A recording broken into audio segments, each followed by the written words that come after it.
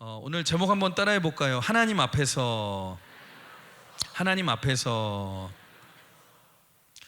여러분, 사람은 누구나 하나님을 만나면 인생이 변화됩니다.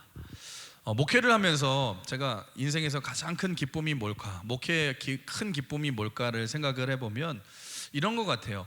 하나님을 만나고 변화되는 성도들을 볼 때마다 참 기쁨인 것 같습니다. 그런데 여러분, 사람이 어떻게 변화가 되냐? 여러분, 하나님께서 우리에게 먼저 꿈을 주십니다. 사람은 꿈을 꾸면 변화되는 줄 믿습니다. 하나님을 만나면 우리에게 성령을 부어주시는데, 우리 사도행전 2장 17절 말씀에 같이 읽어볼까요? 말세에 내가 내 영을 모든 육체에 부어주리니 너희의 자녀들은 예언할 것이요 너희의 젊은이들은 환상을 보고 너희의 늙은이들은 꿈을 꾸리라. 여러분, 하나님을 만나게 되면 누구나 꿈을 꾸게 되고 그 꿈이 살아나게 되면 다 변화되게 되는 줄 믿습니다. 성경에 나오는 그 많은 인물 중에서 그렇게 하나님이 주신 꿈을 꾸어서 인생에 변화된 대표적인 인물이 누구냐? 오늘 본문에 나오는 요셉이라는 인물입니다. 우리가 2주 전부터 요셉에 관한 말씀을 같이 나누고 있는데, 이 창세기 37장에 보시면 하나님께서 요셉에게 꿈을 주시죠. 여러분, 꿈을 주시는데 어떤 꿈이냐? 곡식단들이 자신에게 절을 하는 꿈을 꾸게 되고, 또 어떤 꿈을 꾸냐? 해와 달과 11별이 자신에게 절을 하는 이 꿈을 꾸게 하십니다. 여러분, 그런데 이거는 요셉이 원해서 꾼 꿈이 아니라 하나님이 요셉에게 준 꿈이지 않습니까? 그러니까 이 꿈이 어떤 꿈이에요? 장차 요셉이 이스라엘의 가족을 건져낼 뿐만 아니라 나라와 민족을 건지는 리더가 된다는 꿈 아닙니까? 하나님이 주신 꿈이에요. 그런데 문제는 뭐냐? 여러분, 요셉이 꿈은 가졌는데 꿈을 담을 수 있는 그릇으로서는 아직 부족한 면이 많다라는 것입니다. 여러분, 우리도 마찬가지예요. 하나님께서 우리에게 꿈을 주시는데 우리가 꿈을 가지고 있다고 해서 다 되는 것이 아니라 그 꿈을 우리가 담고 이룰 수 있는 그릇이 되기 위한 훈련의 과정이 필요하다라는 것입니다. 여러분, 요셉을 한번 볼까요? 요셉은 태어날 때부터 평범하지 않은 가정에서 태어났습니다. 요셉의 아버지 야곱은 4명의 아내가 있었고, 또 요셉은 어려서부터 이 아버지의 편애를 받으면서 사랑을 받으면서 자라났다고 같이 말씀을 나누었죠. 지난주에 같이 나눈 말씀 중에 이 어머니이자 요셉의 어머니이자 야곱이 가장 사랑했던 아내가 누구예요? 라헬이 베냐민을 낳다가 죽게 되고, 그러니까 아버지가 요셉만 보면은 불쌍한 거예요. 너무너무 불쌍해서 그래서 성경을 지난주에 나눴죠. 형들에게는 평범한 옷을 입혔지만 요셉은 채색 옷을 입혔다. 요즘식으로 말하면 뭐라고 그랬어요? 요셉은 신발을 사줘도 퓨마를 사주고, 형들은 시장에서 파마라는 거 사주고, 여러분, 요셉은 나이키를 신겼는데 형들은 나이스 같은 거. 원래 나이스 입은 애들이 나이스하지는 않습니다. 그래서 뭐 그렇게 입히고, 더 문제가 뭐냐? 어린 요셉이 형들이 잘못한 것을 자꾸 아버지에게 고자질하기 시작하고, 생각해 보세요. 형들 입장에서는 아버지가 요셉만 편애를 하는데 요셉이 자꾸 잘못한 것을 아버지에게 고자질하고, 또 얄밉게 자기가 무슨 꿈을 꾸었다고 해서 뭐 자기한테 절하는 꿈을 꿨다고 하니까 얼마나 얄밉고 화가 나겠습니까? 그러던 어느 날, 지난주에 나눈 말씀으로 요셉이 아버지의 심부름으로 형들을 찾아 먼 길을 갔다가, 여러분, 요셉이 형들에게 잡혀서 결국에 애굽의 종으로 팔려가게 됩니다. 그리고 나서 이제부터 요셉의 고난이 시작이 됩니다. 사랑하는 성도 여러분, 잊지 마십시오. 하나님께서 우리에게 말씀이라는 꿈을 주셨다고 해서 무조건 우리의 인생이 만사형통이 되는 것이 아닙니다. 하나님이 우리에게 꿈을 주셨는데 아직까지 우리가 부족해서 그 꿈을 담을 수 있는 그릇을 만드시는 작업을 하나님이 하시는데, 그게 오늘부터 나오는 창세기 39장의 내용이라는 거예요. 그런데 요셉의 인생에서 가장 힘든 이 고난이라는 시간이, 노예로 팔려가는 이 시간이 결국에는 나중에 하나님의 축복이 되었다는 것입니다. 우리 한번 그 스토리를 볼까요? 1절 같이 볼까요? 1절 시작. 요셉이 이끌려 애굽에 내려가매 바로의 신하 친위 대장 애굽 사람 보디발이 그를 그리로 데려간 이스마엘 사람의 손에서 요셉을 사니라. 여러분 생각해 보세요. 요셉이 아버지 야곱의 집에서만 계속해서 사랑을 받으면서 컸더라면 얼마나 철이 없고 마마보이로 컸을까. 여러분 사랑만 받고 미성숙하게 자라다 보면은 하나님의 꿈을 이루는 여러분 인물이 될 수 없지 않습니까? 그래서 하나님께서 요셉에게 주신 꿈을 이루고 요셉을 인물로 키우고 걸작의 인생으로 만드시기 위해서 하나님께서 쓰신 방법이 뭐냐? 요셉을 고난으로 이끌어 가셨다는 것입니다. 그런데 요셉이 가라고 하면 가겠습니까? 노예로? 당연히 안 가죠. 여러분 요셉이 지금 노예로 팔려간 것은 원해서 간 것이 아니라 형들에게 팔려간 것 아닙니까? 하나님께서 때로는 우리 인생에 원치 않는 환경에 우리를 여러분 처하게 하실 때가 있는데 여러분 잊지 마십시오. 그것도 결국엔 하나님의 은혜이고 섭리인 줄 믿습니다. 오늘 이 자리 가운데 그런 분이 계실 거예요.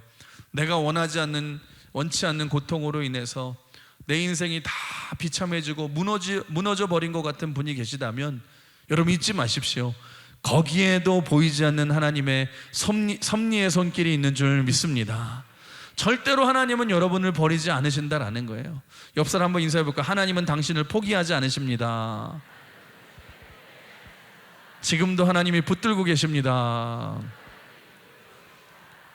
참 여러분 신기하지 않습니까? 오늘 요셉이 이제 노예로 팔려가게 되었는데 하필 여러분 어디로 팔려가게 되냐? 애굽 바로 왕의 신하였던 이 신하 중에서도 친위 대장인 보디발의 이 집으로 팔려가게 되지 않습니까? 그러니까 요셉이 아무데나 팔려간 것이 아니에요. 친위 대장이라는 것은 당시 이 애굽 왕과 바로의 애굽의 바로 왕과 이제 거의 가까운 이 장관급 되는 이 지위인데 여러분 그런 집에 노예로 팔려가게 되었다? 이게 우연입니까? 그렇지 않죠. 하나님의 인도하심이고 섭리 아닙니까? 여러분 우리의 인생이 다 그렇다는 거예요. 우리가 이 자리까지 오게 된 것도 어찌 하다가 우연히 내가 이 자리까지 오게 되었다? 그렇지 않습니다. 여러분 하나님께서 여러분의 인생을 세심하게 계획하시고 인도하셨는 줄 믿습니다. 하나님의 은혜로 지금까지 왔다라는 거예요. 옆 사람이 다시 인사해볼까요? 이 자리까지 온 거 하나님의 은혜입니다. 여러분 팔려간 것 같지만 그 속에서도 하나님의 손길이 있었다는 거예요. 그러니까 여러분 잘 생각해 보세요. 우리 시각으로 보면 요셉의 시각으로 보면 고난이에요. 여러분 절망이에요. 그런데 하나님의 시각으로 큰 그림으로 보면은 이렇게 얘기할 수 있을 것 같아요. 요셉은 나중에 애굽의 총리가 되기 위해서 애굽으로 미리 공짜로 유학을 간 것이다. 여러분 생각해 보세요. 평생 사랑만 받고 하나도 여러분 아는 것이 없고 할 줄 모르는 요셉이 하나님께서 애굽의 특별히 친위 대장인 보디발의 집으로 유학을 보내셔서 지금 그 노예 생활을 하다가 지금 요셉이 잘해서 가정의 총무가 되었습니다. 가정을 다 다스리는 가정 총무가 되었는데 거기 생활을 하면서도 뭘 배우게 하세요? 애굽의 문화를 배우게 하시고 가정을 하면서 재정을 관리하는 법을 배우게 하시고 인사를 관리하는 법을 배우게 하시고 세상에 흘러가는 흐름을 배우게 하시고 많은 사람들을 만나서 인맥을 쌓게 하시고 아니 나중에 총리가 되어서 잘하려면은 이런 것들을 의원이 다 훈련을 받고 잘해야 되지 않겠습니까? 어딜 가서 이런 걸 배우겠어요? 만약에 요셉이 계속해서 아버지 밑에서 채색옷만 입고 사랑만 받고 있었더라면 어떻게 큰 인물이 될 수 있겠습니까? 그런데 지금 노예로 팔려가서 보디발의 집에서 훈련을 받게 되니까 하나님께서 요셉을 하나님의 꿈을 담을 수 있는 믿음의 큰 그릇으로 준비시키고 계시다는 것입니다. 여러분 잊지 마십시오. 하나님이 주신 꿈을 담는 믿음의 가정이 뭐냐? 하나님이 쓰시는 도구가 뭐냐? 그것이 바로 고난이라는 도구예요. 우리도 마찬가지예요. 여러분 누구도 고난을 원치 않지만 좋아하지 않지만 하나님은 고난이라는 도구를 통해서 우리를 훈련시키시고 우리를 인물을 만드시는 줄 믿습니다. 그래서 한번 따라해 볼까요? 고난이 아니라 훈련입니다. 배움입니다. 성장입니다. 여러분 잊지 마십시오. 하나님 안에서는 고난이 아니라 훈련이고 배움이고 성장인 줄 믿습니다. 혹시 이 가운데 고난이 너무 많아 힘든 분이 계시다면 여러분 그렇게 생각하세요. 하나님이 나를 더 크게 사용하시려고 훈련시키려고 나를 사용하시나 보다. 우리 시편 117편 97편에도 91편에도 이런 말씀이 있거든요. 고난당하는 것이 내게 유익이라. 이로 말미암아 내가 주의 율례들을 배우게 되었나이다. 여러분 고난당하는 것이 내게 유익이래요. 왜요? 이 고난을 통해서 하나님의 율례와 법도를 배우게 되었기 때문에. 여러분 잊지 마십시오. 고난이 목표가 아니에요. 여러분 고난을 통한 훈련과 성장이 목표인 줄 믿습니다. 우리 예레미야에서 애가 3장 33절도 같이 읽어볼까요? 주께서 인생으로 고생하게 하시며 근심하게 하심은 본심이 아니시로다. 여러분 우리가 고난당하는 것이 하나님의 본심이 아니래요. 여러분 우리를 훈련시키시고 우리를 자라게 하시는 것, 그래서 어떤 면에서 요셉의 인생에서는 팔려감이 축복이었다는 것입니다. 오늘도 어떤 고난 같은 상황 속에 계신다 할지라도 여러분 그것이 저주가 아니라 끝이 아니라 오히려 훈련이고 축복이고 과정임을 기억하시면서 오늘도 여러분 요셉처럼 잘 훈련받아서 쓰임받는 여러분이 되시길 주님의 이름으로 축복합니다. 주님의 이름으로 축원합니다. 그런데 두 번째로 이 고난의 현장에서도 요셉이 망하지 않는 이유가 무엇입니까? 우리 한번 따라해 볼까요? 고난의 현장에서도 하나님이 함께 하시면 반드시 승리합니다. 아멘. 여러분 그렇습니다. 아무리 바닥 같은 고난이 있어도 하나님의 백성이 망하지 않는 이유는 한 가지예요. 하나님이 나와 함께 하시기 때문에. 우리 오늘 보면 2절을 같이 읽어볼까요? 2절 화면 보시고 뭐라고 그래요? 여호와께서 요셉과 함께 하심으로 그가 형통한 자가 되었다. 우리 한국 사람들은 듣고 싶은 말만 여러분 들으려고 하지 않습니까? 그러니까 오늘 지금 2절을 읽으면서도 무슨 단어가 주목이 돼요? 여러분 형통한 자가 돼요. 형통한 자가 돼요. 그것만 보면서 우리는 요셉은 형통해서 좋겠다, 나도 형통했으면 좋겠다 그러잖아요. 근데 여기서 오늘 말씀의 2절의 핵심은 여러분 형통이 아닙니다. 우리가 뭘 주목해야 되냐? 요셉이 어떻게 해서 형통한 자가 되었냐, 그걸 봐야 된다라는 거예요. 그 이유가 뭐예요? 여러분 여호와께서 요셉과 함께 하심으로. 여러분 하나님이 함께 하셨기에 요셉이 고난 속에서도 망하지 않고 승리하는 삶을 살 수 있었다는 것입니다.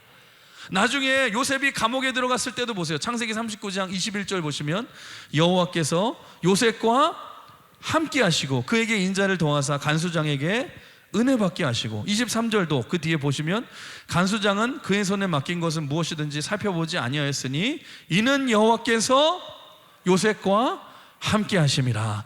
여호와께서 그를 범사에 형통하게 하셨더라. 우리는 자꾸 시선이 형통에만 가지만 성경이 의도적으로 계속해서 강조하는 것이 무엇입니까? 여호와께서 요셉과 함께 하시니, 여호와께서 요셉과 함께 하시니. 여러분 고난 중에서도 견디고 승리하고 형통하게 되는 핵심이 뭐냐? 여호와 하나님께서 함께하면 될 줄 믿습니다. 하나님이 함께 하셔야지만 형통한 인생이 될 수 있다라는 거예요. 그런데 많은 사람들이 이런 고백을 해요. 하나님이 나와 함께 하십니다. 하나님이 나와 함께 하십니다. 우리 옆 사람 인사해 볼까요? 하나님이 나와 함께 하십니다. 여러분 그런데 성경은 요셉에 대해서 뭐라고 말하는 줄 아세요? 요셉은 내가 아니라 주변 사람들이 요셉을 인정하던 자였다는 거예요. 우리 3절을 보시면 뭐라고 그래요? 그의 주인인 여호와께서 그와 함께 하심을 보며 또 여호와께서 그의 범사에 형통하게 하심을 보았더라. 지금 누가 보았대요? 그의 주인인 보디발이 봤다라는 거예요. 야, 요셉 저 사람은 하나님이 함께 하시는 사람이구나, 인정을 받았다는 거예요. 여러분 19세기에 유명한 이 부흥사였던 D.L. 무디 목사님이 미국의 한 동부에 있는 기도원의 산에 기도하기 위해서 올라가고 있었는데, 그때 산에서 한 무리의 신학생들이 여러분 한참 동안 하루 종일 기도하고 내려오다가 D.L. 무디 목사님하고 마주쳤어요. 마주칠 때 한 학생이 무디 목사님에게 자랑하듯이 이렇게 얘기를 했습니다. 목사님 반갑습니다.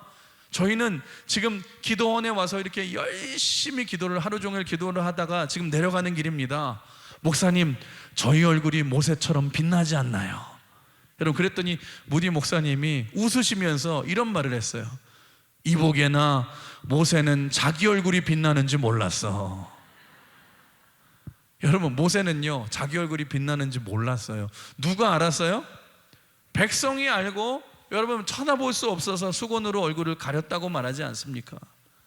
많은 사람들이 우리에게 말해요. 여러분, 하나님이 나와 함께 하시는데 왜 몰라주십니까? 많은 순간에 우리는요 내가 나를 주장합니다. 나는 하나님이 함께하는 삶이고 그래서 내가 항상 옳습니다. 근데 여러분, 진짜 영성은 뭔 줄 아세요?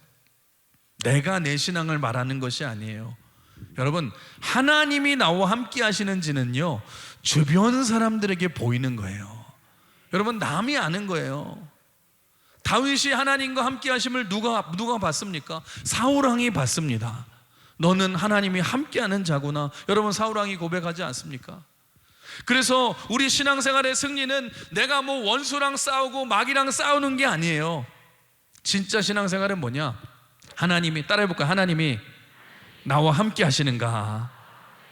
여러분, 거기에 신앙생활의 성패가 달려있는 줄 믿습니다. 왜냐하면 하나님이 나와 함께 하시면 대적에게 내가 보이는 게 아니라 하나님이 보이시기 때문에. 여러분, 아브라함에게 하나님이 함께 하시니까 이 아비멜렉이 보고 두려워하여 막 동맹을 맺자고 하지 않습니까? 사랑하는 성도 여러분, 아시겠죠? 여러분, 잊지 마십시오. 믿는 자들이 고난 중에서도 형통할 수 있는 이유는 딱 한 가지입니다. 여호와 하나님이 함께 하시기 때문에. 여러분, 하나님이 인도해 주실 줄 믿습니다.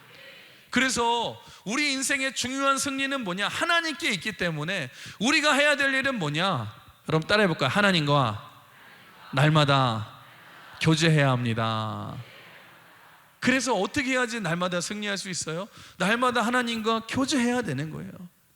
오늘 드리고 있는 우리가 이 예배가 무엇입니까? 하나님을 만나고 하나님과 교제하는 시간인 줄 믿습니다. 늘 하나님과 함께 할 때에 고난 속에서도 승리하는 인생이 되고 하나님의 은혜로 형통한 인생이 될 줄 믿습니다. 오늘도 하나님의 함께 하시는 인생이 되셔서 날마다 하나님의 은혜로 승리하시는 여러분이 되시길 주님의 이름으로 축원합니다.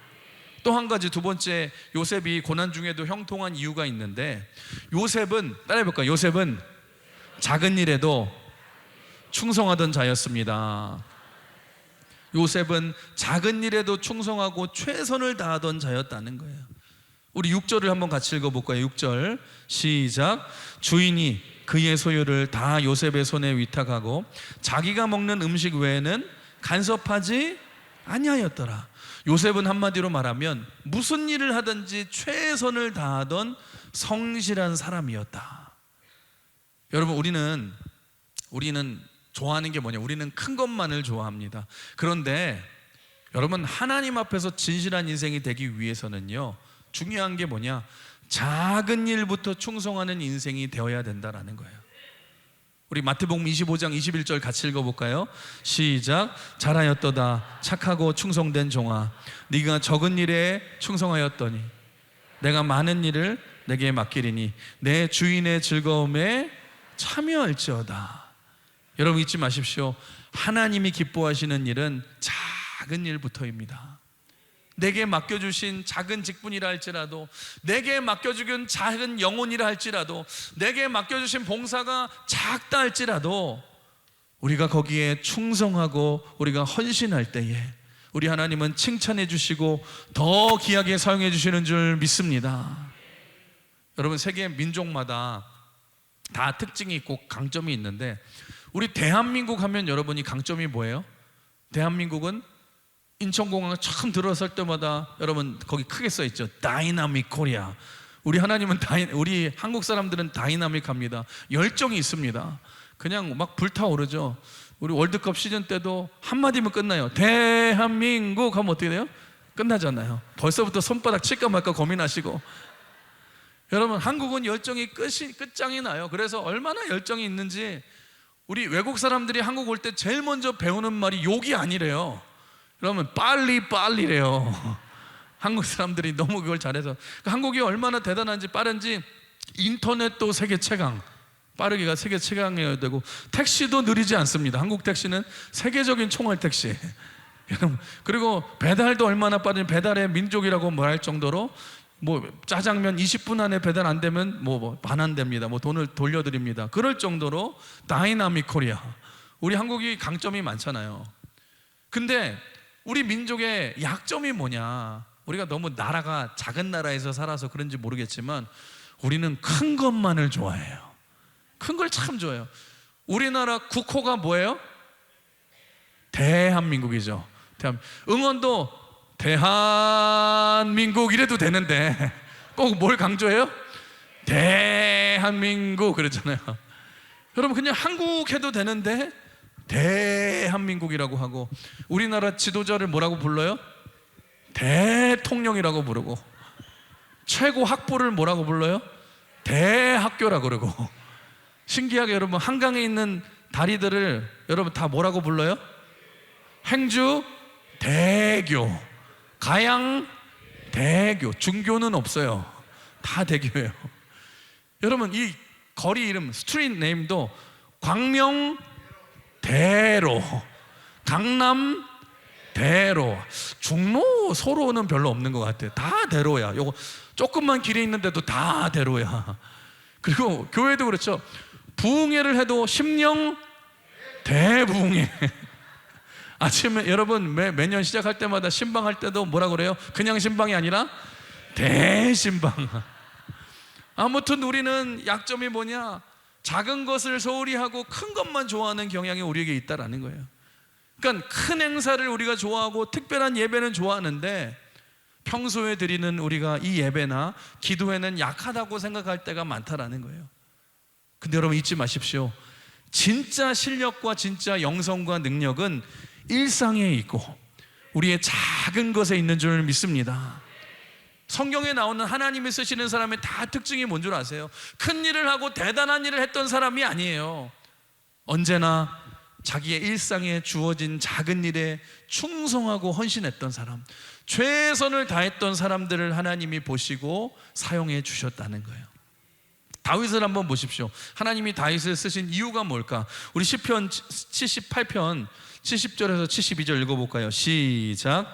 또 그의 종 다윗을 택하시되 양의 우리에게 취하시며 전 양을 지키는 중에서 그들을 이끌어내사 이에 그가 그들의 자기 마음에 완전함으로 기르고 그의 손에 능숙함으로 그들을 치도하였도다. 다윗을 왜 선택하였냐? 다윗은 이 양을 치는 그 작은 일에도 최선을 다했던 자였기 때문에 그들을 그의 마음에 완전하도록 길렀다. 거기 영어 성경을 보면 인테그리티라고 말해요. 여러분, 완전히 신뢰를 가지고 이 믿음을 가지고 작은 일에 최선을 다하면서 여러분 이 양을 길렀고, 그래서 사무엘 선지자가 다윗을 왕으로 기름 붓기 위해서 이새의 집에 찾아왔을 때도 다윗은 그 자리에 없었어요. 어디에 있었습니까? 현장에 양을 치는 일에 여러분 최선을 다하고 있지 않습니까? 하나님이 그 모습을 보고 작은 일에도 최선을 다하고 충성하는 다윗의 모습을 보고 이놈은 됐다 싶어서 이제는 어떻게 합니까? 이제는 내 약물인 큰 이스라엘을 너에게 맡기노라. 다윗에게 큰 이스라엘을 나중에 맡기시지 않습니까? 사랑하는 성도 여러분, 꼭 기억하십시오. 성경에는 분명한 쓰임받는 원리가 있습니다. 그 원리가 뭐냐? 여러분, 작은 일에 충성하는 자에게는 반드시 하나님이 큰 일을 맡겨주시는 줄 믿습니다. 맡겨주시는 줄 믿습니다. 그래서 큰 일부터 시작하는 것이 아니에요. 시작은 작은 일부터 시작하는 거예요. 오늘도 여러분의 삶의 일상에서 내 삶의 작은 것부터 순종하시고 내 행동의 작은 것부터 순종해 보시고 내가 맡은 작은 부분부터 충성하시고, 여러분 내가 말하는 내 말을 작은 부분부터 조심하면서 관계의 작은 것부터 우리가 최선을 다할 때에 하나님이 여러분의 그 모습을 보시고 여러분에게 큰 일을 맡겨주시는 줄 믿습니다. 여러분, 작은 일에 충성하십시오. 옆 사람 인사해 볼까요? 작은 일에 충성합시다. 그래서 하나님께 더 크게 쓰임받는 여러분 되시길 주님의 이름으로 축원합니다. 마지막으로, 그렇다면 요셉이 이렇게 고난 중에도 하나님이 함께 하시는 형통한 인생이 될 수 있었던 결정적인 그 이유가 무엇일까? 여러분, 그 이유가 뭐냐? 오늘 제목이죠. 여러분 한번 따라해볼까요? 요셉은 언제나 하나님 앞에서의 삶을 살았습니다. 요셉은 언제나 하나님 앞에서 살아갔다라는 거예요. 여러분, 연극 좋아하세요? 연극? 저는 보통 영화를 많이 좋아하시지만 저는 영화도 좋아하지만 연극을 더 좋아하는데, 제가 최근에 봤던 제일 좋아하는 연극은, 저는 극단 광야라는 기독교 연극이 있어요. 거기서 매년 연극을 새롭게 하는데, 저는 루카스라는 연극을 참 좋아하거든요. 그래서 언젠가는 한번 그 극단 광야를 불러서 루카스 연극을 한번 우리 강학교에도 하고 싶은데, 여러분, 영화하고 연극의 다른 점이 뭔 줄 아세요? 영화는 특징이 뭐예요? 여러 번 찍을 수 있어요. 막 찍다가, 연기를 하다 찍다가 실수하면 NG 그러잖아요. NG가 뭐예요? No good 해서 NG에서 다시 찍고 편집을 해서 최고의 퀄리티, 이 최고의 완성도가 높은 작품을 만들 수 있지 않습니까? 근데 연극이 재밌는 사실이 뭐냐? 연극은 똑같은 각본이라 할지라도 라이브입니다. 라이브. 그리고 매해 공연마다 라이브이기 때문에 매해 공연마다 독특성이 있어요. 특성이 있어요. 여러분, 그런 면에서 보면 우리의 인생이 참 연극하고 비슷하지 않습니까? 여러분, 한번 잘 보십시오. 연극을 보시면 연극에 배우가 있고 배우가 연기를 합니다. 우리 인생에도 보시면, 여러분, 우리 인생이라는 무대 속에서 우리가 삶을 살아가면서 똑같이 우리가 연기를 하고 있어요. 우리 인생은 마치 무대와 같고, 하나님께서 여러분 한 사람 한 사람을, 우리 한 사람 한 사람을 인생이라는 스테이지에 연극 배우로 우리를 세우셨다라는 것입니다. 그렇다고 한다면 여러분, 좋은 연극 배우가 되기 위해서는요, 첫 번째로 일단 대사를 잘 외워야 합니다. 우리 인생에서도 중요한 게 뭐예요? 여러분, 하나님의 말씀이 중요한 줄 믿습니다.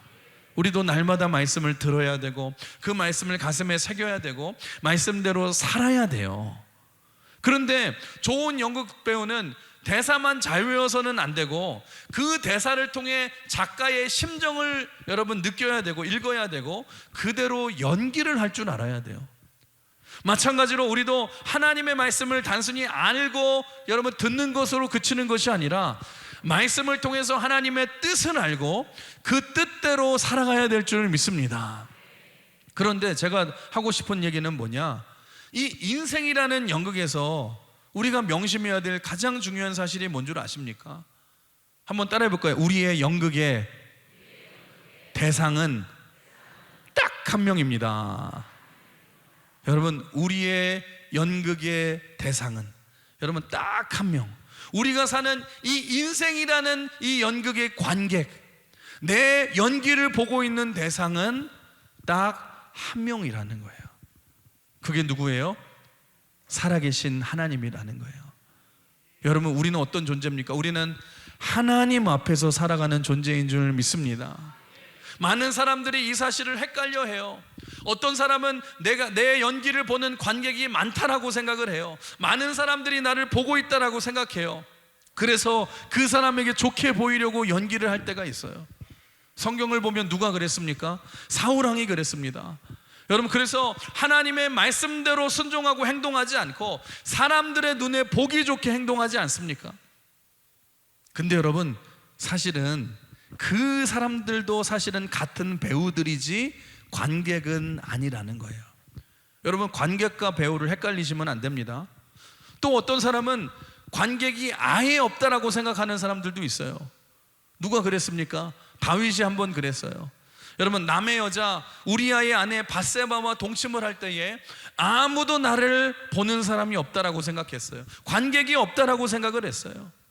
사도행전에 나오는 이 아나니아와 삽비라라는 부부도 자신들의 집을 팔아서 하나님의 돈의 일부를 훔칠 때에 아무도 자기를 보는 사람이 없다라고 생각을 했어요. 여러분, 나를 보고 있다는 관객이 많다고 생각해도 문제지만 아예 없다고 생각해도 문제라는 거예요. 여러분, 잊지 마십시오. 우리 인생의 관객은 딱 한 명인 줄 믿습니다. 우리는 살아계신 하나님 앞에서 살아가는 존재인 줄 믿습니다.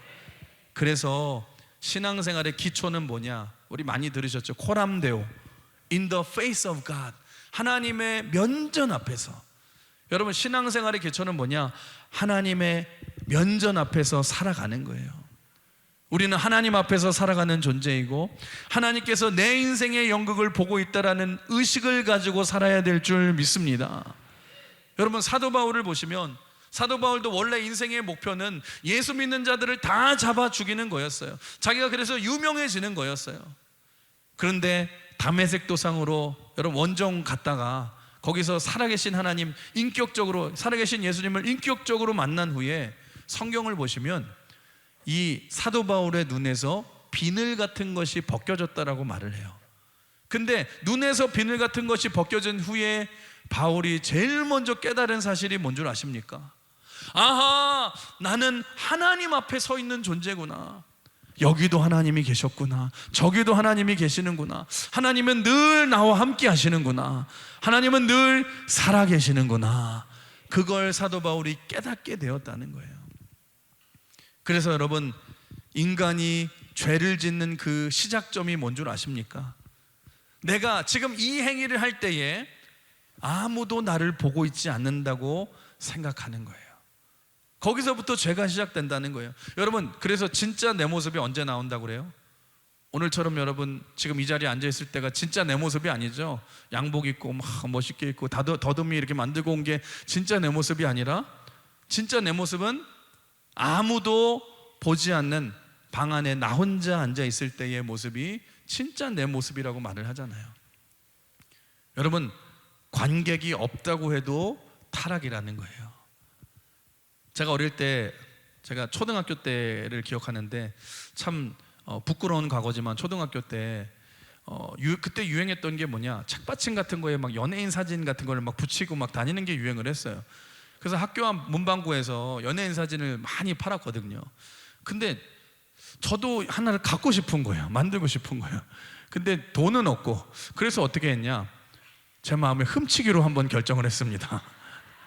그래서 그때 애들 막 뽑기가 유행했어요. 뽑기. 그래가지고 뽑아가지고 돈 내가지고 뽑아가지고 뭐 하면 가지고 애들이 뽑기에 다 이렇게 하고 있을 때에 살짝 눈치를 봤어요. 눈치를 봤더니 애들이 다 여기 걸려 있고 주인 아줌마가 여기서 애들 동전 받느냐고 정신이 없어.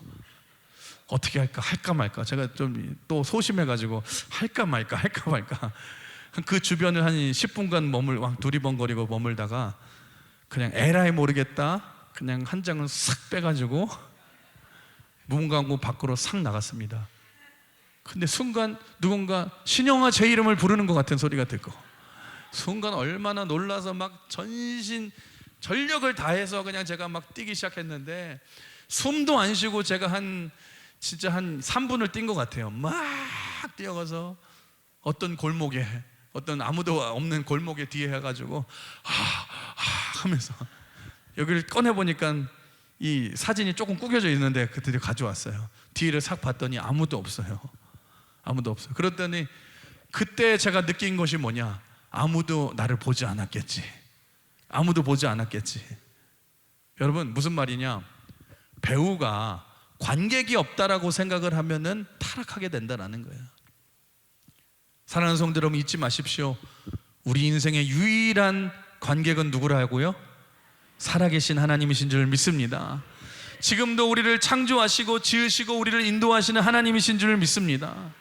오늘 요셉의 강점이 그거였다라는 거예요. 여러분 한번 생각해 보세요. 요셉이 지금 보디발의 노예로 지금 팔려왔는데 지금 최선을 다해서, 여러분 성실히 일해서 인정받았습니다. 노예로도 인정받아서 어느 정도 인정받았냐, 가정 총무로 세울 정도로 여러분 이제는 좀 살만해졌어요. 편안해졌어요. 넉넉해졌어요. 이때 요셉의 나이가 한 몇 살쯤 됐을까 생각을 해보면, 여러분 요셉이 17세에 이제 형들에게 팔림 당해서 살았으니까 많이 먹어봤자 뭐 20대 초반 아니겠습니까? 여러분 20대 초반의 남자 얼마나 혈기왕성합니까? 얼마나 대단합니까? 그런데 오늘 본문에서 큰 위기가 찾아오는데 이 주인인 보디발의 아내가 요셉을 성적으로 유혹하는 거예요. 같이 동참하자는 거예요. 지금 주변에 아무도 없으니까 너와 나밖에 없기 때문에 실제로 여러분 아무도 없을 뿐만 아니라 지금 요셉 입장에서 보면은 상대가 누굽니까? 주인의 아내예요. 이 요구를 들어줘도 문제지만 요구를 거절해도 지금 어떤 시련이 나에게 닥칠지 모릅니다. 그때에 요셉이 이 보디발 아내의 유혹을 어떻게 이겨냈냐, 우리 한번 오늘 본문 9절 읽어볼까요? 9절 같이 읽어보겠습니다. 시작. 이 집에는 나보다 큰 이가 없으면 주인이 아무것도 내게 금하지 아니하였어도 금한 것은 당신뿐이니 그런즉 내가 어찌 이 큰 악을 행하여 누구에게? 하나님께 죄를 지으리까. 여러분 지금 요셉의 시선을 보십시오. 범죄가 일어날 수 있는 현장인데 현장에는 요셉과 보디발의 아내 두 사람밖에 없어요. 그런데 거기서도 요셉은 뭘 바라보고 있냐? 살아계신 하나님을 바라보고 있었다는 거예요. 이 자리에 너와 나 두 사람만 있는 것이 아니라 하나님이 나를 지켜보고 계십니다. 지금 하나님이 나의 유일한 인생의 관객으로서 나를 지켜보고 계십니다. 나는 하나님 앞에 서 있는 존재입니다. 내가 어찌 하나님 앞에서 범죄할 수 있겠습니까? 요셉은 하나님 앞에서의 삶을 살았다는 것입니다. 여러분 사도 바울도 마찬가지 아닙니까? 사도 바울이 그 수많은 환난과 고난과 역경과 유혹들을 다 이기고 승리할 수 있었던 이유가 뭐냐? 사도 바울도 살아계신 하나님만을 유일한 관객으로 여기고 나는 언제나 하나님 앞에 서 있습니다. 주님이 나를 지켜보고 계시고 의로우신 재판장이 나를 기다리고 계십니다. 그 사실을 사도 바울은 알고 있었기 때문에, 믿고 있었기 때문에 그 수많은 역경과 고난을 이길 수 있었다는 것입니다. 사랑하는 성도 여러분, 잊지 마십시오. 우리의 인생은 연극과 같고 우리의 인생의 유일한 관객은 오직 하나님이신 줄 믿습니다. 제가 중학교 때가 생각이 나는데 중학교 3학년 때 교회에서 연극을 했어요. 연극을 했는데 제가 예수님 역할을 하고 주인공이었는데 피나는 연습을 했습니다. 엄청 연습해서 최고의 스태프들과 최고의 배우들과 매일매일 피나는 연습을 하고, 여러분 그거에 인생이 전부일 정도로 막 전부를 걸어서 열심히 연습을 하고, 그때 무대를 어디에서 했냐? 그때 당시 가장 큰 무대가 강명시민회관이어서 시민회관에서 공연을 했는데 공연 날이 되었어요. 이제 무대 의상을 갈아입고 분장을 막 처음으로 이제 해보고 너무 긴장이 되는 거예요. 긴장이 되어서 살짝 관객석을 봤더니 관객들이 꽉 차 있는 거예요. 얼마나 긴장이 되고 막 땀이 나는지. 이제 떨렸지만 최선을 다해서 공연이 되었을 때 최선을 다해서 열심히 하고 틀리지 않았습니다. 그리고 성공적으로 공연을 잘 마치게 되었고 많은 사람들에게 박수 갈채를 받고, 여러분 많은 사람들이 환영을 하고 잘했다고 해주고 칭찬해주고 무사히 공연을 마쳤어요. 그런데 그때가 생각이 나요. 공연을 마치고 집으로 돌아오는데 이상하게 마음이 기쁘지가 않고 허무하고 공허한 거예요. 이상하게 공허한 거예요. 여러분 한번 생각해 보십시오. 우리의 인생이 정말로 이런 연극과 같다라면, 내가 아무리 연극을 열심히 준비하고 여러분 연기를 한들 그것이 정말 하나님의 각본대로 의도대로 맞춰지지 않으면 마지막 커튼이 내려지고 조명이 꺼지고 내가 무대에 내려와서 의로우신 재판장 앞에 서게 될 텐데 그때 내가 무슨 말을 할 수 있겠습니까? 사랑하는 성도 여러분, 잊지 마십시오. 우리 인생은 영원하지 않습니다. 여러분 연극도 반드시 막을 내릴 날이 오고 우리 인생에도 반드시 마지막이 있다라는 거예요. 여러분은 인생은 어떤 시계인 줄 아십니까? 제가 어렸을 때는 이 시침 분침이 이제 따로 돌아가는 아날로그 시계가 있었고, 여러분 그 후에는 전자시계가 이제 유행을 했고, 요즘에는 뭐 스마트워치라고 그래서 이런 워치를 다 차고 있잖아요. 근데 인생은 뭐냐? 우리 따라해 볼까요? 인생은 모래시계입니다. 인생은 모래시계예요. 뒤로 뒤집으면 위에서 밑으로 모래가 떨어지는 모래시계 아시잖아요. 여러분들이 오늘 당장 여러분의 유일한 관객이신 하나님만 바라보며 하나님과 교제하며 살아야 되는 이유가 바로 이것이라는 거예요. 오늘 이 순간에도 여러분의 인생의 열차는 목적지를 향해서 끊임없이 달리고 있고, 여러분의 인생의 모래시계는 끊임없이 마지막을 향해서 모래를 떨어뜨리고 있기 때문에, 여러분이 오늘 말씀을 깨닫지 못하고 영원에 접목되지 않으면, 여러분 우리의 유일한 소망이자 유일한 관객이신 하나님을 바라보지 않으면 언젠간 우리 모두의 인생에도 마지막 모래가 다 떨어지게 될 때가 올 텐데, 그때는 여러분의 인생이 어떻든 간에, 여러분이 어떤 인생을 살았던 간에 우리 인생은 허망하게 끝나게 되고, 여러분 반드시 재판장 앞에서 심판을 받게 된다라는 것입니다. 사랑하는 성도 여러분, 오늘 말씀을 정리하면서 여러분 오늘 이 요셉을 통해서 주시는 말씀을 잘 기억하셨으면 좋겠어요. 여러분, 하나님께서 주신 꿈을 이루기 위해서 하나님은 우리를 성장시키시고 훈련시키기 위해서, 더 큰 그릇으로 우리를 만드시기 위해서 하나님은 우리를 고난으로 인도하시는 줄 믿습니다. 그래서 여러분, 고난은 끝이 아니라 과정임을 기억하십시오. 고난은 저주가 아니라 더 큰 인물로 만들기 위한 하나님의 섭리임을 믿으시길 바랍니다. 여러분, 하나님의 백성은 아무리 큰 고난을 당해도 절대로 망하지 않는 줄 믿습니다. 왜요? 여호와 하나님이 우리와 함께 하시기 때문에. 근데 하나님이 함께 하시면 내가 말하는 게 아니라고 그랬죠?